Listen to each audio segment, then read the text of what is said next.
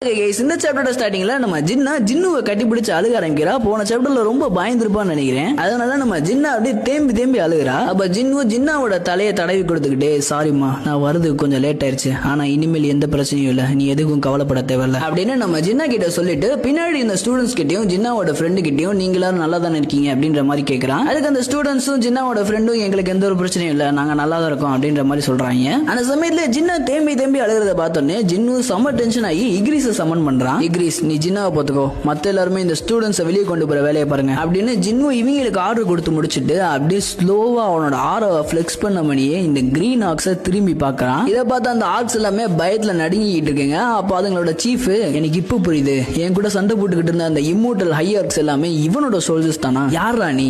உன்னால எப்படிடா நாங்க பேசுற பாஷையை பேச முடியுது? இப்படி இந்த கிரீன் ஆர்க்கோட சீஃப் ஜின்னு கிட்ட கேட்க அதுக்கு ஜின்னு எந்த ஒரு பதிலுமே சொல்லாம அப்படியே அந்த கிரீன் ஆர்க்கை முறைச்சுக்கிட்டே இருக்கான். அப்போ அந்த சீஃப், ரைட், இவன் நான் கேட்கிற எந்த ஒரு கேள்விக்கும் பதில் சொல்ற மாதிரி தெரியல, சோ அவன் அடிச்சு கொல்லுங்கடா அப்படின்ற மாதிரி சீஃப் ஆர்டர் கொடுக்க, இதை கேட்டோடனே ஒரு 2-3 ஆர்க்கு ஜின்னுவை அட்டாக் பண்ண போதுங்க. பட் நம்ம ஜின்னு அதை எல்லாத்தையுமே அசால்ட்டா அடிச்சு நாக் அவுட் பண்ணிடுறான். இதை பார்த்தோன்னே அங்க இருக்க எல்லா ஆர்க்கும் ட்ரிகர் ஆகி ஜின்னுவை அட்டாக் பண்ண போதுங்க. பட் ஜின்னு அந்த எல்லா ஆர்க்ஸையுமே ஈஸியா ஒரு சில இன்ஸ்டன்ட்ல நாக் அவுட் பண்ணிடுறான். இதை பார்த்து அந்த சீஃப் செம்ம ஷாக் ஆக, அப்ப ஜின்னாவை எப்படி இந்த சீஃப் வாயோட பிடிச்சி தூக்கி ஏர்ல பறக்க விட்டுக்கிட்டு இருந்தான் இல்லையா, அதே மாதிரி நம்ம ஜின்னு அந்த சீஃபோட தவடாவை பிடிச்சு அப்படியே செவத்துல தூக்கி சொருகி நிப்பாட்டிட்டு சுத்தி முத்தி பாக்குறான். பார்த்தா அந்த இடத்துல ஏகப்பட்ட பசங்க செத்து கிடக்குறாங்க. அப்ப ஜின்னு அந்த சீஃப் கிட்ட, எதுக்காண்டிடா நீங்க எல்லாருமே இப்படி ஹியூமன்ஸை கொல்லணும்னு வெறி பிடிச்சு சுத்திக்கிட்டு இருக்கீங்க, எதுக்கு உங்களுக்கு இவ்வளவு வெறி அப்படின்ற மாதிரி நம்ம ஜின்னு அந்த சீஃப் கிட்ட கேக்குறான். அதுக்கு அந்த சீஃப், எப்போதுமே எங்களோட மூளைக்குள்ள ஹியூமன்ஸை கொல்லு அப்படின்ற மாதிரி ஒரு சவுண்ட் கேட்டுக்கிட்டே இருக்கும், அதனாலதான் நாங்க ஹியூமன்ஸை கொல்றோம் அப்படின்ற மாதிரி அந்த சீஃப் சொல்றான். இதை கேட்ட நம்ம ஜின்னு அந்த சீஃப் கிட்ட, என்ன பாரு, என்ன பார்க்கும் போது அந்த வாய்ஸ் உன்கிட்ட என்னைய கொல்ல சொல்லுதா அப்படின்ற மாதிரி நம்ம ஜின்னு அந்த சீஃப் கிட்ட கேக்குறான். அப்ப சீஃப் ஜின்னுவோட ஆராவை பார்த்து பயந்து போய், டே என்னை விட்டுறா, டே நான் இனிமேல் எதுவும் பண்ண மாட்டேன்டா, என்னை மனுஷரு அப்படின்ற மாதிரி ஜின்னு கிட்ட கெஞ்ச ஆரம்பிக்கிறான். பட் ஜின்னு அந்த சீஃப் கிட்ட, நான் கேட்ட கேள்விக்கு பதில் சொல்றா, அந்த வாய்ஸ் உன்கிட்ட என்னைய கொல்ல சொல்லுதா, சொல்லு அப்படின்ற மாதிரி நம்ம சீஃப் கிட்ட ஜின்னு கேக்குறான். ஆனா இந்த சீஃப் ஜின்னு கேட்ட கேள்விக்கு எதுக்குமே பதில் சொல்லாம, என்னைய மன்னிச்சிரு ப்ளீஸ், என்னைய மன்னிச்சிரு அப்படின்ற மாதிரி ஜின்னு கிட்ட கெஞ்சிக்கிட்டே இருக்கு. அப்ப இதை கேட்ட ஜின்னு, சார் ரைட்டு, நான் உன்னோட கண்ணுக்கும் ஹியூமனா தெரியல, வெல் இது எனக்கு ஒன்னும் பெரிய மேட்டர்லாம் இல்ல, நான் உன்னை மன்னிச்சிருந்தா சீஃப், நான் உன்னை ஃபர்கிவ் பண்ணிடுறேன், ஆனா அந்த ஃபர்கிவ் பண்ற ப்ராசஸ்ன்றது பெயின்லெஸ்ஸா இருக்குன்னு மட்டும் நீ நினைக்காத அப்படின்னு நம்ம ஜின்னு அந்த ரெட் பிளேட் ட்ரைபோட சீஃபை கொன்றுறான். அப்படியே கட் பண்ணி இந்த பக்கம் பெரு ஹேண்டில் பண்ணிக்கிட்டு இருக்க அந்த ப்ளூ கேட்டை காட்டுறாங்க. அப்ப அந்த ப்ளூ கேட்டுக்குள்ள நம்ம ஜின்னு அந்த கேட்டுக்குள்ள போறதுக்கு முன்னாடி ஒரு ஹீலர் வந்து ஜின்னு கிட்ட பேசிருப்பாளையா, அந்த பொண்ணு ஒரு எறும்பு கூட சண்டை போடுற மாதிரி காமிச்சுக்கிட்டு இருக்காங்க. இங்க பாரு, அந்த வேம்பைர்ஸ் எல்லாம் எவ்வளவு எக்ஸ்பென்சிவானதுன்னு உனக்கு தெரியுமா, அதுங்களை இப்படி சாப்பிடாத, அதை விடு அப்படின்ற மாதிரி அந்த பொண்ணு அந்த ஆண்ட் கூட சண்டை போட்டுக்கிட்டு இருக்கு. அப்போ அந்த ஆண்ட், போட்டு எங்கிட்டு என்னை ஒழுங்கா திங்கி விடுறியா அப்படின்ற மாதிரி அந்த பொண்ணோட ஷோல்டர்ல ஒரு ஸ்கிராட்ச போட்டு விட்டுருது. அந்த சமயத்துல பெரு அங்க அப்பியர் ஆகி இவங்க 2 பேருக்கு நடந்துகிட்டு இருந்த ஃபைட்டை ஸ்டாப் பண்ணிட்டு அந்த பொண்ணையும் அசால்ட்டா ஹீல் பண்ணி விட்டுட்டு போகுது. இதை பார்த்து அந்த பொண்ணு, ஜின்னுவோட சமனால ஹீலிங் யூஸ் பண்ண முடியாது, அதுவும் நான் தான் இந்த நைட் கில்லே ஒரு பெஸ்ட் ஹீலரு, என்னைய விட அது சூப்பரா ஹீல் பண்ணுது அப்படின்ற மாதிரி ஷாக் ஆகிட்டு இருக்கா. அப்ப அவங்க எல்லாருமே ஒரு கேட்டை திறந்து அந்த டஞ்சனோட பாஸை மீட் பண்றாங்க. அப்போ அந்த டஞ்சனோட பாஸ் ஸ்கெலிட்டல் ஸ்ட்ரக்சர்ல கிரீன் ஆரோவோட செம்ம பயங்கரமா இவங்க முன்னாடி நின்றுகிட்டு இருக்கு. அதுக்கு கீழே ஒரு 10 அண்டர்ஸ் நின்றுகிட்டு இருக்கு. இதை பார்த்த நைட் கில்ட சேர்ந்த சோல்ஜர்ஸ், ஆத்தாடி இது ஆர்க் லீச்ல, அது மட்டும் இல்லாம அதுக்கு கீழே 10 டெத் நைட்ஸ் இருக்காங்க. சைனால இருந்த ஒன் ஆஃப் தி டாப் கில்ட்ல ஒன்னான கோல்டன் டிராகன் கில்டு இந்த ஆர்க் லீச்ன்ற பாஸ் எதிர்த்து சண்டை போடும் போதுதான் மொத்தமா அழிஞ்சு போச்சு. இந்த ஆர்க் லீச் அந்த கில்ட மொத்தமா அழிக்கிறது மட்டும் இல்லாம அந்த இடத்துல ஒரு டஞ்சன் பிரேக்கப் பண்ணிருக்கோம். ஆனா சைனால அந்த லியூ ஜிங்கிங்ன்ற ஒருத்தர் இருந்தனால அந்த டஞ்சன் பிரேக்ல இருந்து எந்த ஒரு பேரழிவு நடக்கிறதுக்கு முன்னாடியே அதை மொத்தமா அழிச்சிட்டாங்க. சோ நம்மள மாதிரியான ஜஸ்ட் ஏர் ஆங்கர்ஸால இந்த ஆர்க் லீச்சை டிஃபீட் பண்றது ரொம்ப கஷ்டம் அப்படின்ற மாதிரி நம்ம ஹெட் யோசிச்சுக்கிட்டு இருக்கும் போதே சைட்ல இருந்து ஒருத்தன், பாஸ் இந்த அண்டர்ஸ் எல்லாமே நம்மள பின்னாடி இருந்து கவர் பண்ணிருச்சுங்க அப்படின்ற மாதிரி கத்துறான். இதை கேட்ட பாஸ், என்னடா சொல்ற, அண்டர்ஸா? அந்த ஆண்ட் சாப்பிடாம விட்ட அண்டர்ஸ் எல்லாமே திரும்ப உயிரோட வந்துருச்சா?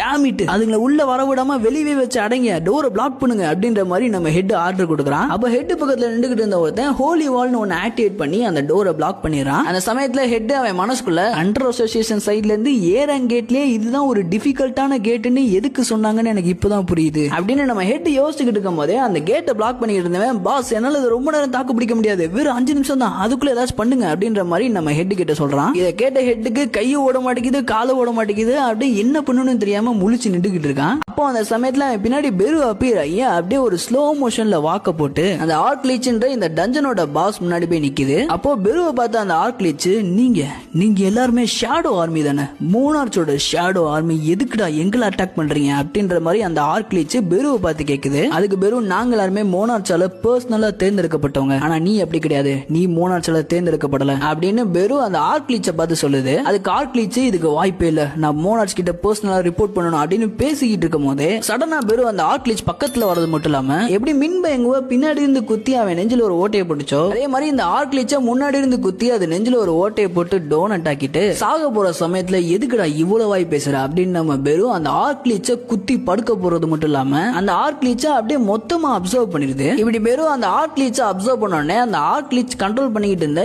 எல்லா அண்டர்ஸ்மே அப்படியே அன்கான்சியஸ்க்கு போயிருதுங்க. இப்படி அந்த ஆர்க்லீச்ச பெரு ஒன் ஷாட்ல நாக் பண்ணதை பார்த்தோன்னே நைட் கில்ட சேர்ந்த எல்லாருமே செம்ம ஷாக் ஆகுறாங்க. அப்ப பெரு பயங்கரமா ஒரு ஸ்கிரீம் பண்ணி அதோட ஆராவை ஃபிளெக்ஸ் பண்ணுது. அப்ப இதை பார்த்த ஹெட், நான் இது ஸ்ட்ராங்கா இருக்கும்னு நினைச்சேன், ஆனா இவ்வளவு ஸ்ட்ராங்கா இருக்கும்னு நினைக்கல அப்படின்ற மாதிரி நினைச்சுக்கிட்டு இருக்கும் போதே அப்போ ஹெட் பக்கத்துல இருந்தவன் இந்த மாதிரி பவர்ஃபுல்லான சமன்ஸா ஹண்டர் சஞ்சின் வச்சிருக்க வரைக்கும் அவன் எந்த ஒரு டஞ்சனுக்கும் போக வேண்டிய அவசியம் வராது. ஜஸ்ட் இந்த சமனிங் சோல்ஜர்ஸ் அந்த டஞ்சனுக்கு அனுப்பிச்சு வச்சாலே போதும், இதுங்க இருக்க பவர்வலுக்கு இதுங்களே அந்த டஞ்சனை கிளியர் பண்ணி விட்டுருமே அப்படின்ற மாதிரி அந்த சைட்ல இருந்தவன் சொல்ல, அப்ப இதை கேட்ட ஹெட், ஜின்வு இந்த எல்லா சமன்ஸையும் கண்ட்ரோல் பண்றதுக்கு ஹியூஜ் அமௌண்ட் ஆஃப் மேஜிக் எனர்ஜின்றது அவன் உடம்புல இருந்து ட்ரெயின் ஆகும். ஒருவேளை ஜின்னுவால அவனோட எல்லா சமன்ஸுமே ஒரே நேரத்துல கண்ட்ரோல் பண்ண முடிஞ்சுன்னா அவன் கிட்டத்தட்ட இந்த கண்ட்ரியில இருக்க எல்லா கில்ட விடையும் ஜின்வு செம ஸ்ட்ராங்கா இருப்பான் அப்படின்னு நம்ம ஹெட் யோசிச்சுக்கிட்டு இருக்கும் போதே அவன் பக்கத்துல இருந்தவன், நோ நம்ம பேசாம ஜின்னுவோட கில்டு கூட நம்ம கில்ட மெர்ஜ் பண்ணிடுவோமா அப்படின்ற மாதிரி கேக்குறான். அதுக்கு ஹெட், என்னடா பேசிக்கிட்டு இருக்க, நம்ம கில்டுன்றது இந்த கண்ட்ரியில இருக்கக்கூடிய டாப் 5 கில்டுல ஒண்ணு, அப்படிப்பட்ட கில்டு இப்ப புதுசா ஒரு ஸ்ட்ராங்கஸ்டான பையன் ஒரு கில்ட ஆரம்பிக்கிறான்ற விஷயம் தெரிஞ்ச உடனே டாப் 5ல இருக்க நம்ம கில்ட அவன் கூட போய் மெர்ஜ் ஆனா நல்லா இருக்குமா, அதனால நான் என்ன சொல்றேன், நம்ம ஜின்வு கூட மெர்ஜ் பண்றதுக்கு பதிலா அவன் கூட அலையன்ஸ் மேக் பண்ணிப்போம் அவ்வளவுதான் அப்படின்ற மாதிரி நம்ம ஹெட் சொல்றாப்ல. அதுக்கு பக்கத்துல இருந்தவன், நோ என்ன நினைச்சுக்கிட்டு இருக்க, ஜின்வுக்கு நம்ம ஹெல்ப் தேவைப்படும் நினைக்கிறியா, அவன் தனியாவே போய் மொத்த டஞ்சனையும் கிளியர் பண்ணி விட்டு வந்துருவான், அவன் கூட நம்மளால அலையன்ஸ் பண்ண முடியுமா அப்படின்ற மாதிரி அந்த பக்கத்துல இருந்தவன் கேட்கறான். இதை கேட்ட ஹெட், இந்த பர தம்பி, ஜின்வு ஸ்ட்ராங்கா இருக்கனால அவனால ஹண்டர் அசோசியேஷனோட லாவை மீற முடியும்னு நினைக்கிறியா, அவனால தனியாவே போய் ஒரு டஞ்சனை கிளியர் பண்ண முடிஞ்சாலும் அந்த டஞ்சனை ரைட் பண்றதுக்கு முதல்ல ஒரு ஹெட் கவுண்ட் வேணும், அதாவது அந்த டஞ்சனை ரைட் பண்றதுக்கு குறிப்பிட்ட அமௌண்ட்ல ஆளுங்க வேணும். சோ அந்த ஹெட் கவுண்ட் ஜின்வு கிட்ட லேகா இருக்கு, அந்த லேகா இருக்க பிளேஸ நம்ம ஃபில் பண்ணிடுவோம் அப்படின்ற மாதிரி ஹெட் சொல்றாப்ல. இதை கேட்ட பக்கத்துல இருந்தவன், நோ நீ அப்படி வரியா, நம்ம ஜின்னுவோட சப்போர்ட்டிங் டீமை ஜாயின் பண்ணி அவன் கூட சேர்ந்து வேலை பார்க்கலாம்னு சொல்ல வரியா, வேற மாதிரி திங்க் பண்றேனா அப்படின்னு சாட்டை பாரு. இந்த சாட்ல 6 மாசத்துல வேர்ல்டு வைடா எவ்வளவு கேட்ஸ் புதுசா அப்பியர் ஆகுதுன்றத காட்டுது. இப்படி புதுசா அப்பியர் ஆகுற கேட்டோட நம்பர்ஸ்ன்றது டிராஸ்டிக்கா இன்க்ரீஸ் ஆகிட்டே இருக்கு. இந்த மாதிரி கேட்ஸ் இன்க்ரீஸ் ஆகுறது ஒரு பக்கம் ஸ்ட்ரேஞ்சா இருக்குதுன்னு பார்த்தா, இந்த பக்கம் வேர்ல்டு வைடா ஏகப்பட்ட பேர் அவங்களோட பவர்ஸ் அவேக்கன் பண்ணிக்கிட்டு இருக்காங்க. சோ ஒரு பக்கம் எவ்வளவு மாஸ்டர்ஸ் அதிகமாகுதோ அந்த மாஸ்டர்ஸ் எல்லாத்தையுமே பிளாக் பண்றதுக்கு தகுந்த மாதிரி இன்னொரு பக்கம் ஹண்டர்ஸோட குவான்டிட்டியும் இன்க்ரீஸ் ஆகிட்டே போகுது அப்படின்னு நம்ம சேர்மன் கோ சொல்ல, இதை கேட்ட ஜின்வு, இந்த விஷயம் எல்லாம் புதுசா இருக்கு, ஏதோ ஒண்ணு சரியில்லை அப்படின்னு நம்ம ஜின்னுவாய் மனசுக்குள்ள நினைச்சிட்டு, நீங்க என்ன விஷயம் பேசுறதுக்கான நீங்க கூட்டு வந்தீங்க சேர்மன் கோ அப்படின்ற மாதிரி நம்ம ஜின்னு சேர்மன் கோ கிட்ட கேட்க, அதுக்கு சேர்மன் கோ, உனக்கு Japan, China, France, Russia, Germany, அப்புறம் மிடில் ஈஸ்ட் இந்த எல்லா நேஷன்ஸ்ல இருந்தும் உன்னை கான்டாக்ட் பண்றதுக்கு தேவையான டாக்குமெண்ட்ஸ்ன்றது வந்திருக்கு. இதை தவிர்த்து ஒரு சில பேர் அன்அபிஷியலா உன்னை கான்டாக்ட் பண்ணிருப்பாங்கன்றது நல்லாவே தெரியும். சோ உனக்கு வந்திருக்க இந்த ஆஃபர்ஸ் எல்லாத்தையுமே ஹண்டர் அசோசியேஷன் பிளாக் பண்றதுக்கு ரைட்ஸ் கிடையாது. எங்களால நீ கேட்டுக்கிட்ட மாதிரி உன்னோட பர்சனல் இன்ஃபர்மேஷன் மட்டும் தான் ப்ரொடெக்ட் பண்ண முடியும். மத்த எல்லாமே உன்னோட டிசிஷன் தான் ஹண்டர் சங் ஜின்வு. எனக்கு பயமா இருக்கு ஜின்வு, நீ இந்த கண்ட்ரியை விட்டு போயிட்டனா அதுக்கப்புறம் இந்த கண்ட்ரி ஃபேஸ் பண்ணக்கூடிய கான்சிக்வன்ஸ் எல்லாத்தையுமே இந்த கண்ட்ரியால தாங்க முடியுமான்றது எனக்கு கொஞ்சம் சந்தேகமா தான் இருக்கு. இப்படி சேர்மன் பேசிக்கிட்டு இருக்கும் போதே ஜின்னுவோட தங்கச்சி ஜின்னாவை அட்மிட் பண்ணிருக்க ஹாஸ்பிட்டலுக்கு இவங்க வந்துடுறாங்க. அப்ப ஜின்னுவை இறங்கி ஜின்னாவை பாக்குறக்காண்டி ஹாஸ்பிட்டலுக்கு போறப்போ சேர்மன் கோ ஜின்னுவை கூப்பிடுறாப்ல, என் பவர்ஸை வச்சு என்னால உங்களுக்கு என்ன பண்ண முடியுமோ அது எல்லாத்தையுமே நான் பண்றதுக்கு தயாரா இருக்கேன். சோ இந்த சவுத் கொரியா விட்டு போகாதீங்க அப்படின்ற மாதிரி நம்ம சேர்மன் கோ ஜின்வு கிட்ட கேட்கறாப்ல. இதை கேட்ட ஜின்வு, என்னடா அந்த மனுஷன் இப்படி கேட்டுக்கிட்டு இருக்காரு அப்படின்னு யோசிச்சுக்கிட்டு இருக்க, அப்ப சேர்மன் கோ, இந்த சவுத் கொரியால மொத்தம் 10 எக்ஸ்ட்ராங் ஹண்டர்ஸ் ஆர்ஜினேட் ஆயிருக்காங்க. அதுல 2 பேரு மான்ஸ்டர்ஸோட கையால இறந்து போயிட்டாங்க, ஒருத்தன் இந்த சவுத் கொரியாவை அபேண்டன் பண்ணிட்டான். சோ இனிமேலும் ஹண்டர் அசோசியேஷனால சும்மா இருக்க முடியாது, இந்த ஹண்டர் அசோசியேஷனால என்ன பண்ண முடியுமோ அது எல்லாத்தையுமே நாங்க பண்ண தயாரா இருக்கோம். சோ ஹண்டர் சங் ஜின்வு, எங்களை விட்டு போயிடாத, உனக்கு என்ன வேணும்ன்றத சொல்லு ப்ளீஸ் அப்படின்ற மாதிரி சேர்மன் கோ கேட்கறாப்ல. இதை கேட்ட ஜின்வு, சார் ரைட், எனக்கு ஒரே ஒரு விஷயம் மட்டும் நீங்க பண்ணி தந்தா போதும், ஃபியூச்சர்ல எந்த ஒரு ஹை ரேங்கிங் கேட்டா இருந்தாலும் அந்த கேட்டுக்கு நீங்க தனியா போக விட்டீங்கன்னா நான் இந்த சவுத் கொரியா விட்டு போக மாட்டேன் அப்படின்ற மாதிரி ஜின்வு சொல்றான். இதை கேட்ட சேர்மன் கோ, நீ என்ன சொல்ல வர, ஒரு ரைடுக்கு தேவையான மினிமம் ஹெட் கவுண்ட் ரூலை உனக்கு மட்டும் எக்ஸ்க்ளூட் பண்ண சொல்றியா அப்படின்ற மாதிரி நம்ம சேர்மன் கோ ஜின்வு கிட்ட கேட்க, அதுக்கு ஜின்வு, எஸ் நான் அதை தான் கேட்கறேன் அப்படின்னு சொன்னோன்னே, அப்ப சேர்மன் கோ, இந்த ஹெட் கவுண்ட் ரெகுலேஷன்ன்றது ஹண்டர்ஸ் யாராச்சும் ப்ரிப்பேர் பண்ணாம ஏதாச்சும் ஒரு டஞ்சனுக்குள்ள போய் அவங்களோட உயிரை இழக்கிறதுனால தான் இந்த ஹெட் கவுண்ட் ரெகுலேஷன்ன்றது கொண்டு வரப்பட்டுச்சு. சோ அதை நீ உனக்கு மட்டும் எக்ஸ்க்ளூட் பண்ண சொல்றியா அப்படின்னு நம்ம சேர்மன் கோ கொஞ்ச நேரம் யோசிச்சுட்டு, ஒருவேளை நீ அதுக்காண்டி தான் தனியா கில்டு ஆரம்பிச்சியா அப்படின்னு நம்ம சேர்மன் கோ கேட்க, அதுக்கு ஜின்வு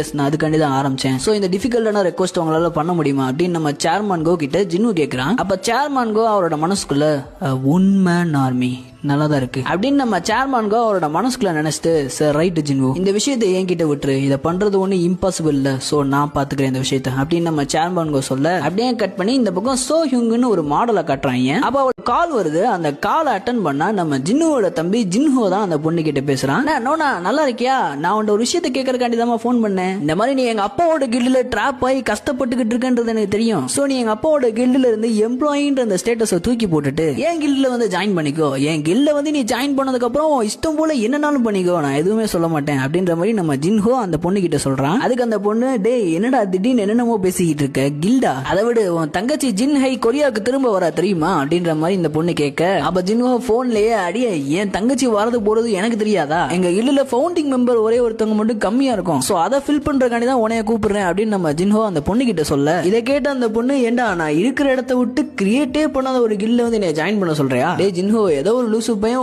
பின்னாடி இருந்து மண்டையில நல்லா மசாலா அரைச்சுக்கிட்டு இருக்கான் பாத்துருந்துக்கோ அப்படின்ற மாதிரி அந்த பொண்ணு சொல்றா. அதுக்கு ஜின்ஹோ, அடியே அந்த லூசு பையன் யாருன்னு தெரிஞ்சா நீயே ஷாக் ஆயிடுவ அப்படின்னு சொல்ல, அப்போ அந்த பொண்ணு யாராவே அப்படின்னு கேட்கறதோட அப்படியே கட் பண்ணி இவங்களோட ஆபீஸ காட்டுறாங்க. அந்த இடத்துல நம்ம ஜின்ஹோ, இதுதான் நீ சொல்லிக்கிட்டு இருந்த அந்த மூணாவது பர்சனா அப்படின்னு அந்த பொண்ணை பார்த்து சம ஷாக்ல நின்றுகிட்டு இருக்கான். அப்ப ஜின்ஹோ அந்த பொண்ணை நம்ம ஜின்னுக்கு இன்ட்ரோடியூஸ் பண்றான். இதுதான் என்னோட கசின் யூ சோ ஹியூங், இவ வந்து ஒரு ஏராங் ஹண்டர் அப்படின்ற மாதிரி நம்ம ஜின்ஹோ ஜின்வு கிட்ட இன்ட்ரோடியூஸ் பண்றான் அந்த பொண்ணை. அந்த பொண்ணு, டே நிஜமாலே என் முன்னாடி ஜின்ஹோ தான் நின்றுகிட்டு இருக்கானடா அப்படின்ற மாதிரி சம ஷாக்ல நின்றுகிட்டு இருக்கா. அப்ப ஜின்ஹோ, எதுக்கு நீ ஆச்சரியப்படுற, நீயும் ஒரு செலிபிரிட்டி தானே அப்படின்ற மாதிரி அந்த பொண்ணு கிட்ட சொல்றான். அப்ப ஜின்ஹோ கிட்ட, என்னடா நீ டி ரேங்க் ஆனா உன் கசின் மட்டும் ஏ ரேங்கா இருக்கா, அவைக்கன் பண்றதுக்கு ஒருத்தவங்களோட ஜீன் எப்படி அந்த மாதிரி எந்த ஒரு கண்டிஷனும் இல்லையா அப்படின்ற மாதிரி நம்ம ஜின்ஹோ கிட்ட கேட்கறான். அதுக்கு ஜின்ஹோ, ஒரு சில கேசஸ்ல சிப்லிங்ஸ் ரெண்டு பேருமே ஒரே சமயத்துல அவைக்கன் பண்ணுவாங்க, அது மட்டும் இல்லாம எங்க அப்பா ஒரு ஹண்டர்ன்றனால எனக்கு இதை பத்தி என்ன சொல்லணும்னு சரியா தெரியல அப்படின்ற மாதிரி ஜின்ஹோ சொல்றான். அப்ப ஜின்ஹோ அந்த பொண்ணு கிட்ட, ஜின்ஹோ உன்ட எல்லா விஷயத்தையும் சொல்லிருப்பான்னு நினைக்கிறேன் அப்படின்ற மாதிரி கேட்க, அதுக்கு அந்த பொண்ணு, எஸ் ஜின்ஹோ என்ற எல்லா விஷயத்தையும் சொன்னான், உங்க கில்டுக்கு ஒரு ஃபவுண்டிங் மெம்பர் குறையுதாமே அதனாலதான் என்னைய கூப்பிட்டேன்ற மாதிரி சொன்னான் அப்படின்ற மாதிரி அந்த பொண்ணு சொல்றா.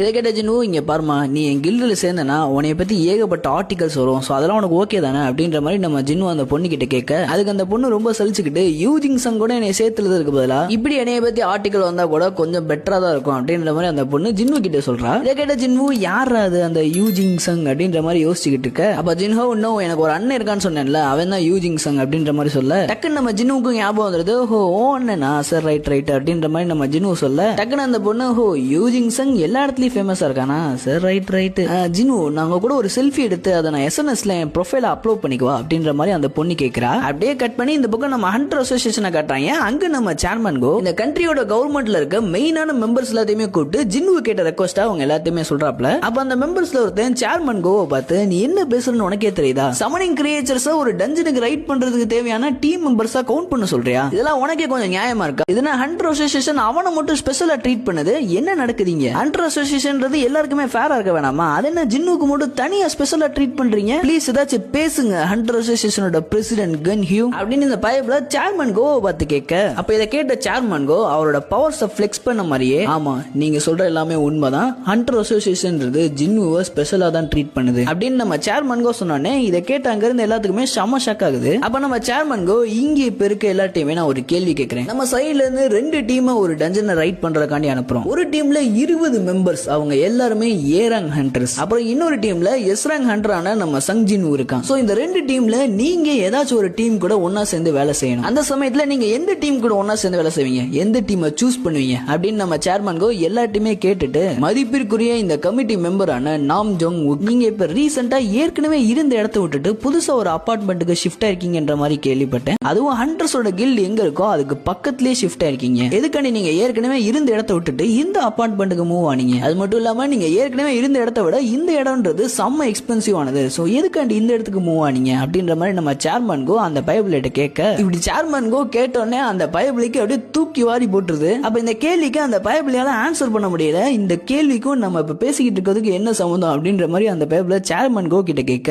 அப்ப சேர்மன் சேர்மன்கோ இந்த வாய் தானே பேசுச்சு, இவனுக்கு ஒரு செக்மேட் வைக்கிறேன்டா அப்படின்ற மாதிரி உங்களோட சேஃப்டிக்காண்டி தான் நீங்க ஏற்கனவே இருந்த இடத்த விட்டுட்டு இப்போ இந்த புது அப்பார்ட்மெண்ட்டுக்கு ஷிஃப்ட் ஆயிருக்கீங்க கரெக்டா? அதே மாதிரி தான் இந்த கொரியால இருக்க எல்லா சிட்டிசன்ஸும் அவங்க கிட்ட கையில காசு இருந்தா அவங்களும் ஒரு சேஃபான சிட்டிக்கு மூவ் ஆயிருவாங்க. ஆனா அவங்க கிட்ட காசு இல்ல. ஏகப்பட்ட கண்ட்ரிஸ் அவங்களோட கண்ட்ரியை ப்ரொடெக்ட் பண்றதுக்காண்டியும் சேஃபா வச்சுக்கிறதுக்காண்டியும் ஹண்டர் சங்ஜினுவை ஆட்டைய போறதுக்கு ரெடியா இருக்காங்க. பட் நீங்க ஜஸ்ட் ஹண்டர் சங்ஜினுவோட இந்த சின்ன ரெக்வஸ்ட கூட ஃபுல்ஃபில் பண்ணலனா ஹண்டர் சங்ஜினுவோ இங்க இருப்பான்னு நினைக்கிறீங்களா? அவன் எதுக்கு இங்க இருக்கணும்? ஏற்கனவே இதே மாதிரி டாங்ஸுன்ற ஒருத்தன் நம்மள அபேண்டன் பண்ணிட்டு அமெரிக்கா கூட சேர்ந்துட்டான். அதே மாதிரி அமெரிக்கா ஏற்கனவே ஹண்டர் சங்ஜினுவோட பேசிருச்சு. சோ இப்போ சொல்லுங்க, நான் கேக்குற இந்த ரெக்வஸ்ட்ன்றது ஒரு தேவையில்லாத ஒண்ணா இல்ல தேவையுள்ள ஒண்ணா? மறுபடியும் கொரியால ஒரு எஸ்ராங் கேட் ஓபன் ஆச்சுன்னா நம்ம எல்லாத்தையுமே யாரு காப்பாத்துவா அப்படின்றதையும் யோசிச்சு பாத்துக்கோங்க அப்படின்னு நம்ம சேர்மன் கோ சொல்றதோட அப்படியே கட் பண்ணி இந்த புக்கை நம்ம சாஹேவை காட்டுறாங்க. அப்ப அவரோட சோசியல் மீடியால ஜின்னு ஏதோ ஒரு பொண்ணு கூட செல்ஃபி எடுத்துருக்கதை பார்த்தோன்னே நம்ம சாஹே செம ஷாக் ஆகுறதோட அப்படியே இந்த சாப்டர் முடிச்சிருக்காங்க.